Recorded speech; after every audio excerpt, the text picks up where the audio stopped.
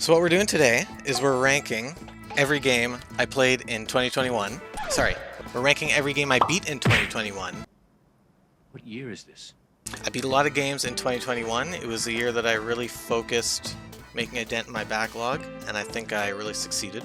Oh yeah, you'll notice that there is an F already on the screen. Last time I did one of these, there were no F tier games. I don't give Fs lightly, you know. I like to see the merit in games. I mean, as long as it's, you know, a functional product, it's probably gonna get at least a D. But I know that in this batch of games, there is at least one F I will be doling out. So why don't we get started? So the first game is pretty easy, and that's Mario Galaxy. That's an S tier game. Not much to say about this game that hasn't been said before. The introduction of Planetoids was really cool. The music's incredible. The only thing is that there are like a low-ish amount of moves compared to Mario Sunshine and Mario 64, so that felt like a bit of a downgrade. So that's Mario Galaxy. I think that's a pretty uncontroversial placement. The second game I beat in 2021. Eagle-eyed viewers might be able to guess. The next game is Rhythm Doctor. So this is a dope-ass game. The only sort of struggle I have with placing this game is that it's not really finished. It came out in early access, which I'm never a huge fan of, but I mean, it still has, you know, a good chunk of content. But this game is super f***ing fun. I'm tempted to give this an S. It's very simple, but very fun, lots of good songs. I might just put this in A for now. So Monster Hunter Rise. This is a pretty good game. I like it more than I like Monster Hunter World. Although, obviously, you know, with every Monster Hunter game, there's strengths and weaknesses. I like the map design a lot more than the other 5th generation games preceding it. I think that was a big step in the right direction. I really like the art direction, like, you know, the sort of Japanese style and the watercolor and stuff. It's very nice. The monster riding thing is fun, although it's another one of those give and take things where it's like, it's really cool and fun, but it's also something that kind of nerfs the monsters in a way, because you're never really in a situation where multiple monsters are attacking you anymore, because they always go into this fighting each other state. This is either an A or a B. I mean, it's still Monster Hunter, it's still great, I still put lots of hours in it. I'll just put it in an A for now. It's a good game. Next up is another really cool game. We're starting with a lot of really strong games. Next up is Res Infinite. It's sick as hell. This is like an A or S tier game. You know, this game is great at inducing flow state. The art and music and the way they coalesce is just entrancing in the truest sense of the word. I might put this in S. The next game being a good one, Yooka-laylee and the Impossible Lair. I didn't play the original Yooka-laylee. I heard it was like just kind of meh. This one's not really the same. This one's more like a Donkey Kong Country Returns / Tropical Freeze style game, but the overworld is super cool. It's like this top-down overworld. You can affect things in the overworld which alter the levels. So every level has a standard version and altered version, and it's really creative and fun to see how you change things. But it was cool. I really liked it. I don't know if it's S tier. It might just be an A tier game. What didn't I like about it? Let me look at my notes here. The only con I wrote down was a few levels were very annoying. So clearly a few levels were getting me a little salty. But if it's only a few, that's not too bad. So yeah, Yooka-laylee and the Impossible Lair. Very good game. This game is called Nonogram's Prophecy, and this is a Picross-like game I got on the Switch. It's got like sort of a Greek sort of theme. This game sucks ass. This is an F tier game. This is my first ever official F tier game. Okay, so the actual interface of Picross, where it tells you the numbers on the top and on the left for the rows and columns, they gray out when you've finished a grouping. You know, in regular Picross games. In this one, they're grayed out by default, and they light up when you've solved them. So it just goes completely counter to the way you interpret the data you're being given in every other Picross game. The puzzle design was complete crap. It was just shitty pictures. Borderline, I would say pretty much straight up copyright infringement in this game. There's like Pikachu, Minecraft, all sorts of things that I know they don't have the license to, and while they tried to not name them exactly the same thing, everyone knows what it is. An impressively bad effort. I don't recommend this even if you're desperate for Picross games. That's how bad it was. Ooh boy, okay, we're getting into some games that are gonna be potentially hard for me, well, not hard for me to rank initially, but games that will be hard for me to choose the order of when I refine the list later. Because now we're getting into the part of the year where I started playing a lot of Metroid games. If you recall, this is the year that Metroid Dread came out, so many among us had a nice Metroid kick going on. And the first one I went through that year was Metroid Zero Mission, the Game Boy Advance remake of the original game. So this is by far the preferred way to play Metroid 1, in my opinion. I've played Metroid 1 before. It's annoying. You know, there's things like actual graphics to this game that differentiate the areas, save points, you know. I also found it kind of strange how in this game you would get power-ups that don't activate until much later. I think maybe in the meantime they still destroy blocks with symbols on them.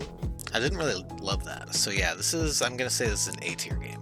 Moving on, there's another Metroid game on the Game Boy Advance. You might have heard of it. And it's called Metroid Fusion. I really love Metroid Fusion. It's a very different kind of game. Because it's linear in design, they can more tightly control the challenge curve. Like, the bosses in this game are really strong. They felt well scaled to where you were in the game in a way that exceeds more open Metroid games, I would say. Like, it always feels like a fair but very challenging fight. The whole SAX thing was excellently done. It was pants pooping every time you ran into it. They had these sort of zones in the game that were actually numbered, but you don't go in them zone 1, finish zone 1, now start zone 2. You like jump around them.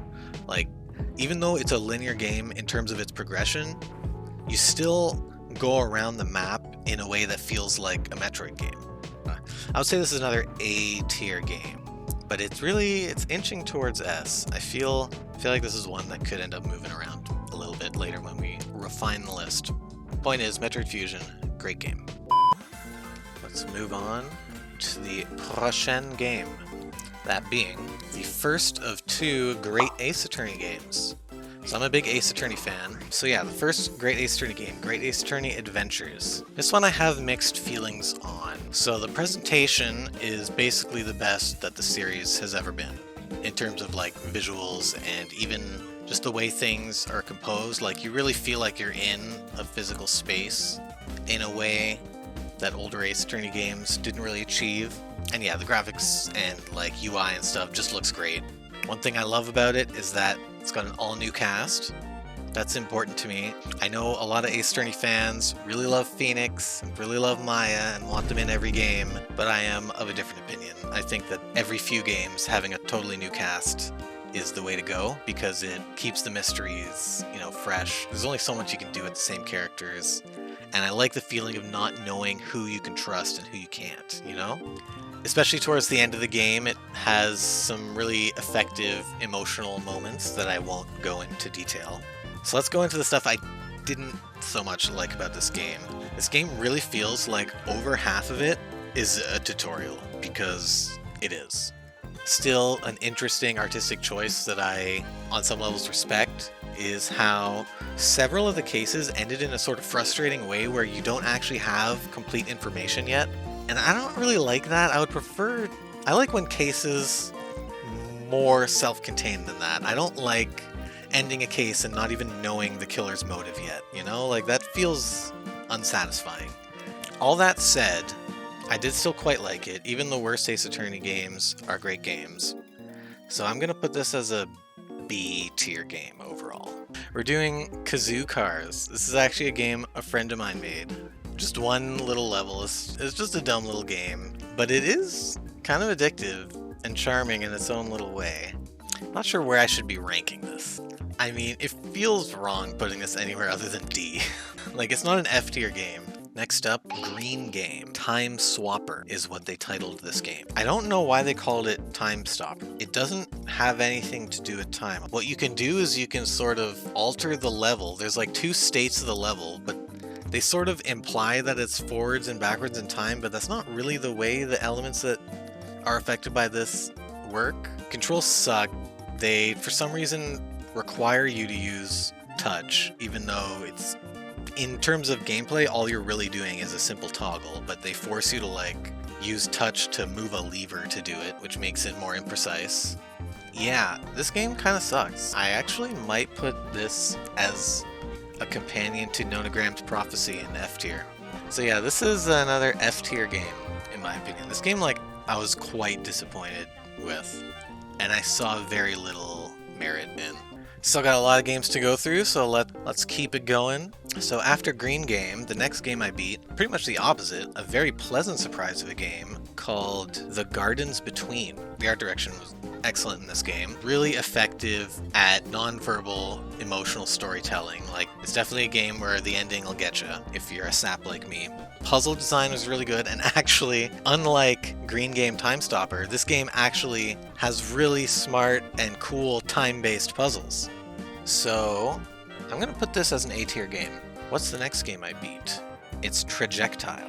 This game is actually really dope. I really like this game, and it's very satisfying to solve. It's got a good difficulty curve, and there's like different types of ships. So like they have like a pre-selected set of moves, so it doesn't feel like the possibility space is so great that you never know what to do. Like you can tell that there's planned solutions, but also opportunity to find your own solutions that are unplanned. The only con I can really think of is that the controls can sometimes require like a very steady hand if you're trying to aim things exactly where you want them. So I'm going to say this is like a solid A tier game. This was actually a really good game. This is Mighty Flip Champs. This was one of the cooler DSiWare games. And sort of the conceit of this is that it's a puzzle platformer. The bottom screen is sort of a mirror image of an alternate version of the level you're playing on. And what you can do is you can flip it up so that your character will always retain their absolute position on the screen.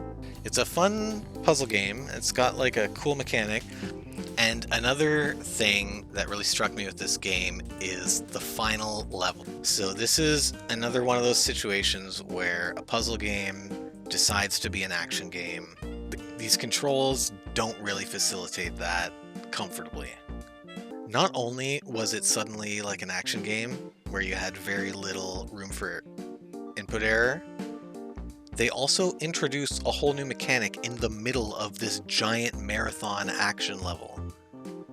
And it's like, don't do that, dude. That's not cool. So where am I gonna put this? I think C tier is maybe appropriate for this game, for how I feel about this game. Another 3DS game. I guess this is a puzzle game too. This is sort of like a Luma clone, except it's the wackiest Luma clone you'll ever see. This is Tokyo Crash Mob. So what makes this game sort of unique is that it uses actual live-action people for the graphics and the cutscenes. Also, the girls are really pretty, so you know, that's never a bad thing. Pretty girls. This is sort of a, if you've ever played Zuma, or there are other games like this, but it's basically, you know, there's, you know, a trail of colored things, and you're in the center and you're shooting your own colored things at them to try to match them and make them disappear and beat the level. Except in this case, it's actual human beings in lineups for stores, and you pick them up and throw them at each other. There's a lot of levels, they're split up in weeks, and there's these extremely bizarre cutscenes, the type of which that just make you say, like, you know, only Japan can come up with this stuff. The only thing I really didn't like about this game was there was these ninja stages. There was only a few of them, so it wasn't too big a problem, but I didn't like the way these ones worked. These ones you had to use the like motion controls, almost like a periscope. I thought this game was really cool. I actually really liked it, even though it's not anything too special. I think I'm gonna put this as a B tier game. I think that's where I land with it, which I have done now. So one you might have heard of, it's called Metroid Dread. Let me just start off by saying it is incredible that Metroid Dread is a game that came out at all. If you've been around gaming discussions a long time, you've heard the name Metroid Dread kicking around since the DS days. This was a game that was in development on the DS multiple times, and it never came out, and it sort of developed this mystique around it. And then finally, after Samus Returns, they worked with the studio to bring it to life, and I think they did a really good job. The level design was great. I really like the visuals. I think they did a great job, especially with the backgrounds, the really detailed backgrounds that really make the world feel real and like there's actually, stuff going on. I won't spoil, the major reveal halfway through the game, but it's awesome and it definitely amps up the stakes in a very awesome way. They had a couple cutscenes in this game and they were excellent. They did a good job. There are some good reveals. The frickin' ending is so frickin' cool. Like, I cannot stress how cool the ending of this game is. I was just ear to ear, smiling, giddy, like just a kid in a candy shop in the ending of this game. It is freaking awesome. The boss fights in this game, incredible. Really well balanced difficulty-wise. And the sort of world design was interesting in that it's sort of a blend almost between the more open Metroids and the more linear ones, in that it does kind of funnel you into certain areas at certain points. I didn't like how the power bombs, you could collect them but not use them until a certain point of the story. That just felt bad. Don't do that. Just don't let me collect them if you don't want me to collect them. I 100%ed this game and I had a great time. I think is this an A tier game or is this an S tier game? I don't know if this is an S tier game. It's definitely at least an A tier game though. So I'm gonna put it there for now, and we will see if it shakes out somewhere else in the end. But I really loved Metroid Dread. Moving on to a game that I did not really love. Mario vs. Donkey Kong on the Game Boy Advance. This game pissed me off, like actually. Let me start with the positive. The one positive thing that I remember about this game is that it has a really nice mashup of the original Donkey Kong arcade song and Mario 1 theme. They worked really well together. In terms of the actual game, like, I hate the way Mario handles in this game. He feels like shit. An officially released Mario game where you control Mario and it feels bad to control. Like, I couldn't believe it. Every moment of this game, I couldn't believe it. The actual puzzles themselves were like, whatever. I didn't find them all that interesting. I was quite disappointed by it, in fact. So I think this is gonna go in D. Honestly, like, I'm tempted to put this in F at how much I didn't like it, but reining in my emotions, I think it doesn't actually deserve to be an F. So let's move on to the next game. All right, what do we got next? Echo Chrome. I think this game is really cool. This is an MC Escher puzzle game done right. You're like this little mannequin type dude. So the idea is that there's these levels, and depending on the perspective that you're holding the camera at, paths will conjoin or become above or below other paths, so you can do these sort of non-Euclidean kind of traversal. It's cool. The sort of progression system of this game I don't really love. It kind of just plops a bunch of puzzles on you in like tiers. Also, something else I didn't like about this game is that it could be really finicky, and also sometimes it would just decide like, no, you're not allowed to conjoin these, and which, like, I get from a puzzle design perspective, but it kind of f***ed with the whole conceit of the game. It was cool. I liked it. Didn't love it though. So I feel like this is another C tier game. Either C or B. Maybe B. I'll put it in B for now. So that's Echo Chrome. We're on a PS3 roll here. Next up is Pixel Junk Eden. This is a good game. I'm gonna put this in A tier. I quite liked this game. You're basically like a little circle, and you can jump around and fling around these sort of areas with these twisty. The failure is just falling too far a fall and then having to climb back up. So it's like a very sort of zen platforming experience. And I like that. Next up, Inglet. This is sort of a unique kind of a platforming game. Inglet, with a Y, is a game where you're this little, arrow dude, and you can swim through blocks, and then you can also, shoot yourself. The phrase shoot yourself is coming out wrong. You can launch yourself. I actually, really, really love this game. It's very short, but it was very enjoyable the whole time I played it. It's got, a very, subtly trippy visual effects, too, that I find hard to describe, but just trust me on it. I remember the music being good, too. It's not very long, but it's also not very expensive, so it's, appropriate length, I would say. I'm really tempted to put this in S tier. I really, really like this game, so I'm gonna do it. this is my list. And move on to the next game. Oh boy. Good game alert. Psychonauts 2. Man, this game freaking rocks, dude. I was so engrossed in this game when I was playing it. Literally every aspect of the game. Like, this is a game that feels like it's firing on all cylinders. Control's great. Level design's great. Art design's great. Even, like, technically the graphics are great. Yeah, amazing style. Great music. And the thing that, like, sort of tops it all off is the great story. Like, usually in a platformer, I would probably dock it points for the amount of cutscenes there are in this game. But the story is so well written, and there's so many like really clever concepts that they weave together in the way that you are going into these characters' minds to sort of sort out their baggage. They just did a really good freaking job with every aspect of this game. Like, I feel like I can't overstate how well they did it. Even the voice acting was really good. Exploring it was so much fun. Dude, this game rocks. This is an easy S tier, if not SS tier. I think maybe we'll save SS and SS tier addition to the like final rejigging. Next up, this is Dojo Ron.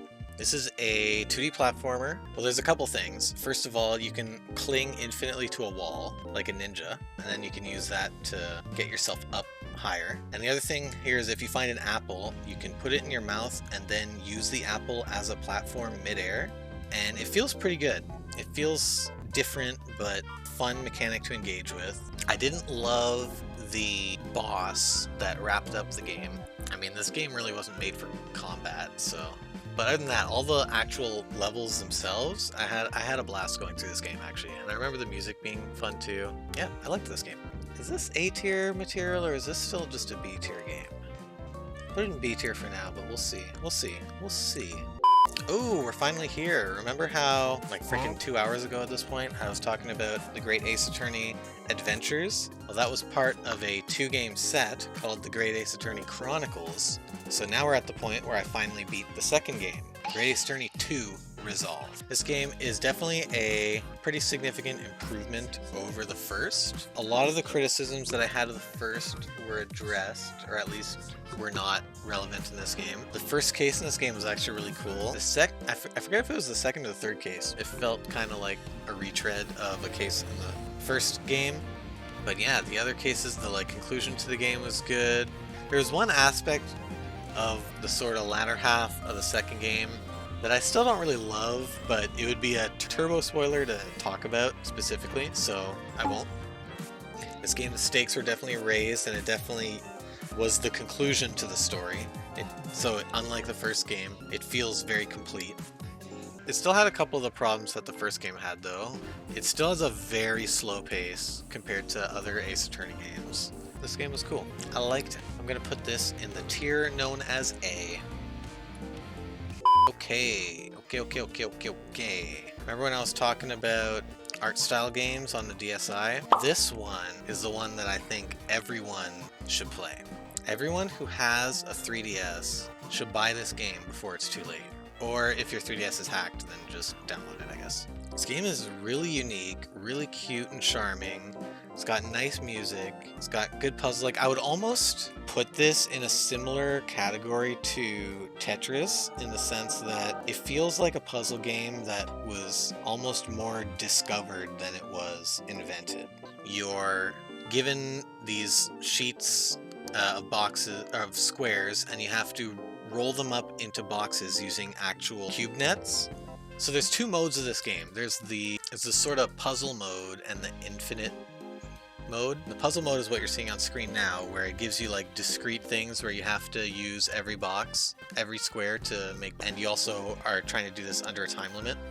If you fail, then it'll be a different set of puzzles from the same pool, so it's not just like you can memorize the solutions. But the other mode is the sort of endless mode, where it gives you like a giant sheet that you can feed down constantly, and you're trying to make as many boxes as you can with as little wastage as possible. And the other sort of wrinkle to that is that there will be these bombs that fall down, and you have to encase them within a box and capture them before they blow up. Otherwise, they'll make a huge hole in your sheet and f up whatever you were building around that. And there's, I think, 10 different stages of the endless mode, where in each stage you've gotten a promotion in your little job. And then eventually your final job position is literally king. You become a king by the end of this game. And in the endless mode, you're making money. So on the title screen, you'll see you have what is basically your quote-unquote box life, where it shows it's 4 different quadrants. One quadrant is your house, one quadrant is your vehicle, one quadrant is your pet, and then the other quadrant is your yard. And as you make more money in the endless levels, you get better stuff. And it takes a really long time. I think you need $2 million to finally get all the upgrades, and it's just really fun and cute, like seeing the different things. Like you start with like a literal box, like cardboard box as your house. I really enjoy this game, and I think more people should play it. Big recommend. So where am I putting this on my tier list, you might wonder? I'm struggling not to put this in S tier, to be honest. It's a pretty small scale game, but that doesn't preclude something from being an S tier game. So maybe, is that enough to bring it down to A tier though? Because I really do think this game is like really elegant, really fun. You know what, I'm putting it in S tier. That feels good. I like that game. Okay, moving on to the next game. Whew, almost there. So this is a game that is hard to say with a straight face. This game is called Ho Ho Come. This game was really cool. I don't even know how to describe this game. You're like flying stringy thing. You fly around the different areas and you do different things in the different... Each room, you know, has its own sort of thing going on. I really like the art in it. Both the visuals and music are really stylish and, you know, complement the game. I really like this game. I think it's at least 8 and like potentially S tier. I remember like really genuinely loving this game. I think I'm gonna put it in A tier for now. Well, this is a nice one. This is a game that I was very late to the party to, but everyone had told me this is, you know, a beautiful game, a must play. And you know what? They were right. The game I'm talking about is Journey. But yeah, really beautiful game. The ending definitely is effective and, you know, hits you. And feels very obvious in retrospect, like very obvious in retrospect, but it still caught me by surprise. That's like definitely an at least A tier game. I'm gonna put it on A for now, but I feel like that is definitely a game that could end up in S without too much trouble. The second last game I beat in 2021 was Octodad Dadliest Catch. This game is hilarious, dude. It's a little bit frustrating, but since that's part of the point, it can get away with it. The writing in this game is hysterical, and I feel like it's just the right length as well, where if it was any longer, then the sort of impreciseness of the controls would start to grate on you. But they like ended off at just the right spot, and the story is cute and fun. This was a really good, silly, short game. The wife is the best character of the game, by the way. So is that enough for it to be an A tier game? I don't know though. I feel pretty good about this game. So I think I will have it in A tier. So we got one game left. The last game that I beat in the year known as 2021. The 71st game I am ranking on this tier list. It's called something that Spelunky fans may be familiar with. It's called Abzu. So Abzu is a game, I don't know if it had some of the same developers, but it's very clearly trying to follow in the footsteps of Journey. But it is different enough. I mean, it's an underwater game, so obviously you get full 3-axis movement, and underwater vistas are gorgeous. There's also these sort of temples, underwater temples that you visit that are also quite pretty. I would also say there's maybe more of a backstory to this than Journey that you sort of unravel. The stuff with the shark, even though I'm pretty sure, I'm like 90% sure the shark can't actually kill you, anytime you're near it freaks me the f*** out. And it's like really effective in that way. I don't know, again, maybe that's just me being a scaredy cat. Where would I place Abzu? I feel like it's no higher than B, and I'm not sure if I would even put it in B. I think this is a C tier game, but I don't know, it was really pretty, like really pretty. Yeah, okay, I would say that it's better than most of these games that I have in C tier. So I've done my preliminary initial once over, getting everything into a tier that felt good at the time. Now comes the hard part, where I have to actually try to order this. Okay, first off, what I'm going to do is I'm going to add an SS tier, because I think it's needed.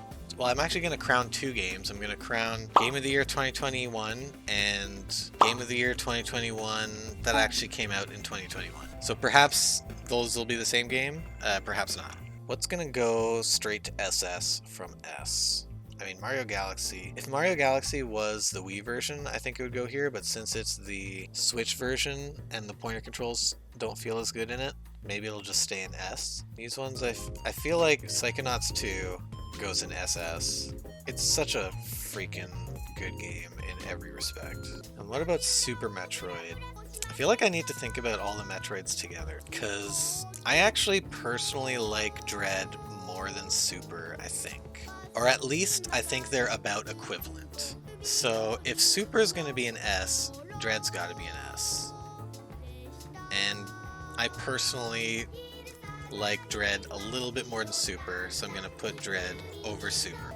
Do I like Fusion more than Super? Either way, I think Fusion is up here somewhere. Well, I don't know. Is it, though? It's so linear. But it's so good at being linear. Maybe here? I think Zero Mission is staying in A tier, though. I think Zero Mission is my least favorite of those 4.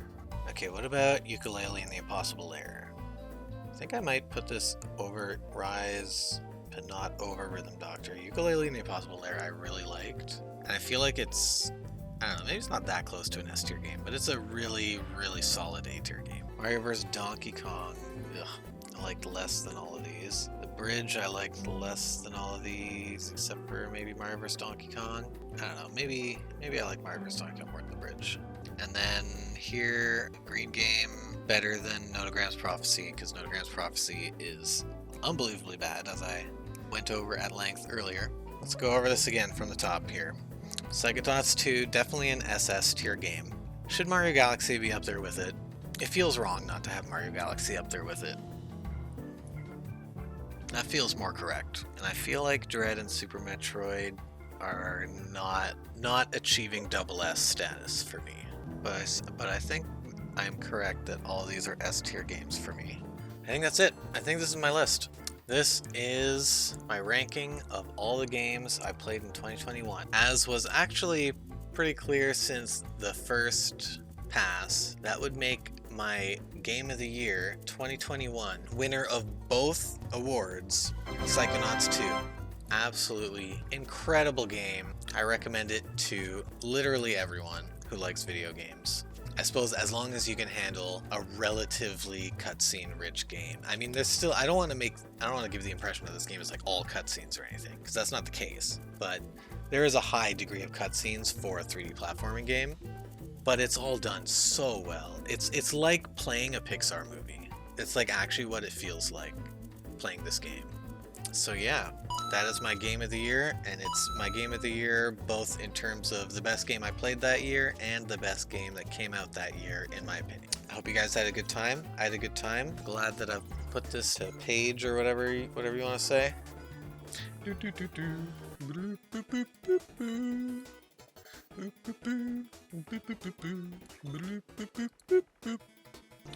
Everyone have a great night, and I'll catch you next time.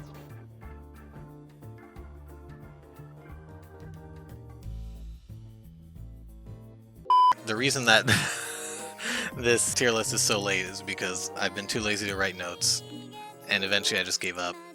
But everyone knows the real reason it's so late is because, you know, you have to give time to let your thoughts percolate. You know, these Jeff Keighley's of the world that do their game awards before the year's even over. What are you doing, guys? That's the real reason. It's not because I'm extremely lazy. That's